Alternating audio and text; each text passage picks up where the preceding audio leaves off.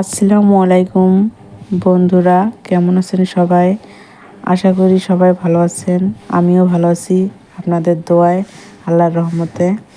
আমি আপনাদের সামনে আজকে নিয়ে আসলাম নতুন একটা রেসিপি, আমার গরুর মাংস দিয়ে ভুনা খিচুড়ি। আশা করি সবাইকে ভালো লাগবে, আপনারাও এইভাবে ট্রাই করবেন। প্রথমে গরুর মাংস ধুয়ে নিয়েছি, চাল ডাল ধুয়ে নিয়েছি, তারপর পেঁয়াজ তেলে ভালোভাবে বাদামি কালার করে ভেজে নিয়েছি।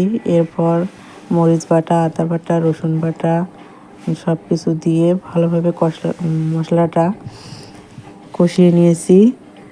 ভালোভাবে কষিয়ে নিয়ে তেল ছাড়া পর্যন্ত কষাতে হবে। তারপর কষানোর পরে ভালোভাবে কষিয়ে গরম পানি দিয়ে দিয়েছি। গরম পানি দিলে একটু টেস্ট হয় বেশি, তাই আপনারাও ট্রাই করবেন গরম পানি ব্যবহার করবেন, যাতে খিচুড়িটা টেস্ট ভালো হয়।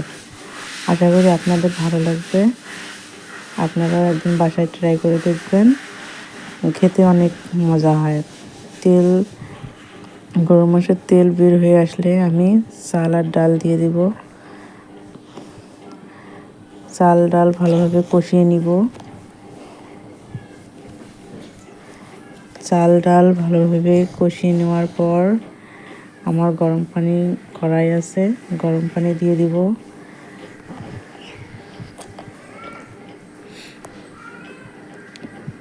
গরম পানি দিয়ে দিলাম। তারপর ফালি করে রাখা কাঁচামরিচ দিয়ে দিলাম 4টা স্বাদের জন্য। এরপর দমে রাখবো যাতে ভাতটা ভালোভাবে ফুটিয়ে আসে।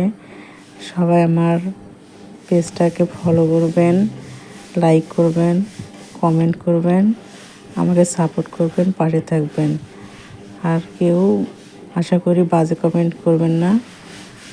মানুষের ভুল ত্রুটি থাকতেই পারে। আমার যদি কোনো ভুল হয়ে থাকে তাহলে আপনারা ক্ষমার দৃষ্টিতে দেখবেন বা শিখিয়ে দিবেন। এভাবে বাসায় খিচুড়ি রান্না করে দেখবেন, খেতে অনেক মজাদার হয়। আশা করি সবাইকে ভালো লাগবে রেসিপিটা।